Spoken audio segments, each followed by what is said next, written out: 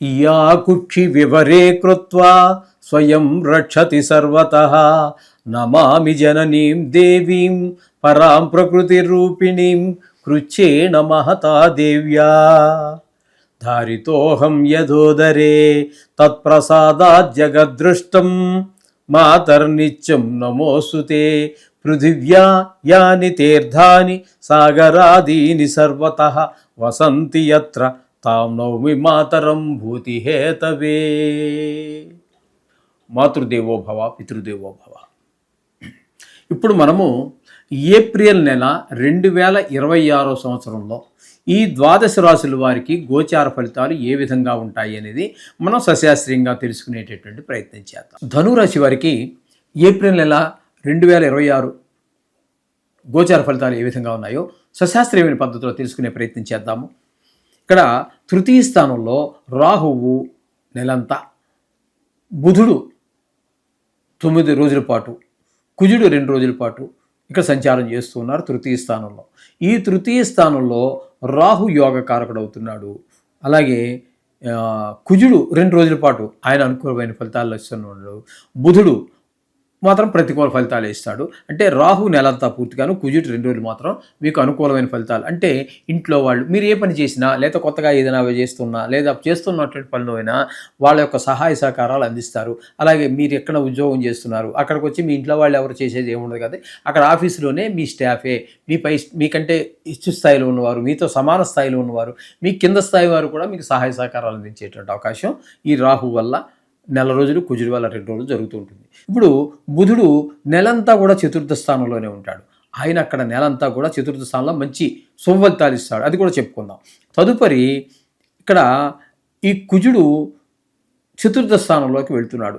చతుర్థ స్థానంలో ఆయన అనుకూలమైన ఫలితములు ఇవ్వజాలడు. ఏ విధమైన ప్రతికూలమైన ఫలితాలు చెప్పుకుందాం. అలాగే రవి 4వ స్థానంలో 14 రోజుల పాటు సంచారం చేస్తూ ఉన్నారు. అంటే మీనంలో. అకి 4వ స్థానంలో రవి కూడా గోచార రీత్యా సుఫలితాలు ఇవ్వరు. ఇకపోతే శని నెలంతా కూడా ఉంటారు ఆయన అక్కడ. దీనిని అర్ధాష్టమ శని అని అంటారు. ఇది కూడా కొంచెం తీవ్రమైన స్వభావాలు చూపిస్తూ ఉంటుంది. ఇక్కడ మీకు బుధుడు నెలంతా ఉన్నాడు కదండి చతుర్థ స్థానంలో. ఈ చతుర్థ స్థానంలో ఉండటం వల్ల ఆయన విద్య విషయంలోనూ, భూమి విషయాల్లోనూ, గృహ విషయాల్లోనూ, వాహనాలు స్వభావం విషయాల్లో మిగతా గ్రహాలు ప్రతికూలించినా ఈ గ్రహం మాత్రం మీకు అనుకూలమైన ఫలితాలు ఇచ్చే అవకాశం ఉంది. ఇక చతుర్థంలో కుజుడు కూడా మీకు ప్రతికూలమైన ఇదే విషయాల్లో విద్య, భూమి, గృహము ఇత్యాది విషయాల్లో ఆయన ప్రతికూలమైన ఫలితాలే. రవి 4వ స్థానంలో ఆయన కూడా ఇక్కడ విద్య, భూమి, గృహము, కాస్త తల్లిగారి ఆరోగ్య విషయాల్లోనూ ప్రతికూలమైన ఫలితాలు ఇస్తూ ఉంటాడు. ఇక శని అర్ధాష్టమ శని, ఆయన గురించి చెప్పాల్సిన పని లేదు. ఆయన కూడా ప్రతికూలంగానే ఉన్నాడు. అయితే ఈ 4వ స్థానంలో ఉన్నటువంటి నెలంతా ఉన్న బుధగ్రహం ఒక్కటి మాత్రం మీకు అనుకూలమైన ఫలితాన్ని ఇస్తూ ఉన్నది. కాబట్టి ఇక 5వ స్థానంలో అంటే మేషం అవుతుంది. ధనురాశి నుంచి 5వ స్థానం మేషం అవుతుంది. అక్కడ రవి ఒక 15వ తారీఖు నుంచి నెలంతా కూడా ఆయన కూడా 5వ స్థానంలో అనుకూలమైన ఫలితాలు అంటే సంతానం మీద దుష్ప్రభావం చూపిస్తూ ఉంటాడు. కాబట్టి అది కూడా కొంచెం జాగ్రత్తగా చూసుకోండి. పిల్లలకు చదువు మీద శ్రద్ధ తగ్గటం అలాంటివి లేకుండా చూసుకోండి. ఇకపోతే శుక్రుడు 5వ స్థానంలో 19వ తారీఖు వరకు ఉంటాడు. ఇక్కడ మీకు రవి పిల్లల మీద దుష్ప్రభావం చూపిస్తూ ఉంటే శుక్రుడు 5వ స్థానం మీద 19వ తారీఖు వరకు ఉంటాడు. కాబట్టి ఈయన పిల్లల విషయంలో చాలా మంచిగా ఉంటాడు. ఆయనేమో వ్యతిరేకిస్తూ ఉన్నాడు. ఆయన హాని చేయడం కోసం, కొంచెం కష్టాలు కలిగించడం కోసం రవి ప్రయత్నిస్తూ ఉంటే శుక్రుడు కొంచెం దానికి అనుకూలమైనటువంటి ఫలితాలు పిల్లలకి అందిస్తూ ఉన్నాడు. ఈ విధంగా ఉంటుంది. ఇక్కడ ఈ శుక్రుడు 5వ స్థానం నుంచి అంటే 19వ తారీఖు వరకు ఉండి 20వ తారీఖు నుంచి 6వ స్థానంలోకి వెళ్తాడు. ఈ 6వ స్థానంలోకి వెళ్ళే శుక్రుడు శుభ ఫలితములు ఇవ్వజాలడు.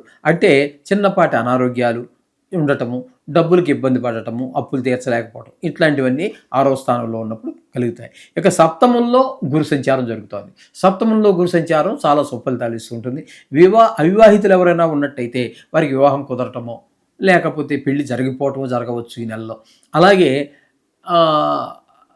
భాగస్వామ్యుల మధ్యన కొంత మంచి ఏకాభిప్రాయం ఉండటము, అలాగే ఒకవేళ ఆల్రెడీ వివాహం అయిపోయిన వారే ఉన్నారు వారి మధ్యన అన్యోన్య దాంపత్యం ఏర్పడటం లాంటివన్నీ కూడా అన్యోన్య ఒక ప్రేమ అభిమానాలు అవకాశం ఉంటుంది గురువు సప్తమంలో ఉండటం వలన. ఇకపోతే భాగ్యస్థానంలో కేతు ఉండటం వల్ల అనుకునేటువంటి ఏది మనం ఒక దైవ దర్శనానికి వెళ్ళలేకపోవటము, అనుకున్న పనులు కాకపోవటము, తండ్రి గారి విషయంలో కొంచెం దాన ధర్మాలు చేయలేకపోవటము, తండ్రి గారి ఆరోగ్య విషయంలో కొంచెం అశ్రద్ధ చూపించటము, లేకపోతే ఆయనే అశ్రద్ధ చేసుకోవటము, ఇట్లా కొంచెం తండ్రి గారి ఆరోగ్య విషయంలో కూడా ఇబ్బందులు పడేటటువంటి అవకాశం కేతువు భాగ్యస్థానంలో ఉండడం వల్ల జరుగుతుంది. ఈ విధమైన ఫలితాలు. అంతే మొత్తంగా చెప్పాలి అన్నట్టయితే రాహు పూర్తి శుభుడండి. అలాగే బుధుడు మనం చెప్పుకోవాలంటే ఉపయోగం లేదు. ఇక 4వ స్థానంలో బుధుడు ఒక 21 రోజుల పాటు మనకి చాలా అనుకూలమైనటువంటి ఫలితాలన్నీ ఇస్తూ ఉన్నాడు 4వ స్థానంలో. అంటే బుధుడు సుమారుగా హాఫ్ డే, సగం పాక్షికంగా.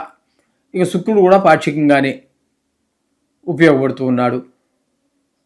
గురువు మంచి అనుకూలంగా ఉన్నారు. ఇంత మాత్రం అంటే పూర్తిగా మీకు నెలంతా అనుకూలమైనటువంటి గురువు ఒకడు, రాహు ఒకడు ఉన్నారండి. బుధుడు కొంచెం పాక్షికంగా. అంచేత వీరు కొంచెం జాగ్రత్తగా ఉండటమే, డబ్బుల విషయంలోనూ మాట విషయంలోనూ దుద్దురుకు స్వభావం తగ్గించుకోవటం, ఇట్లాంటి విషయాల్లో కొంచెం జాగ్రత్త వహించడం అనేది చాలా సూచన. కొన్ని గ్రహాలు ఎక్కువగా ప్రతికూలంగా ఉన్నాయి కాబట్టి మామూలుగా మనం చెప్పుకుంటున్నట్టుగా నవగ్రహ శ్లోకాలు చదువుకోవటం, లేదా నవగ్రహాలకు సంబంధించి ఏదైనా మంచిదే.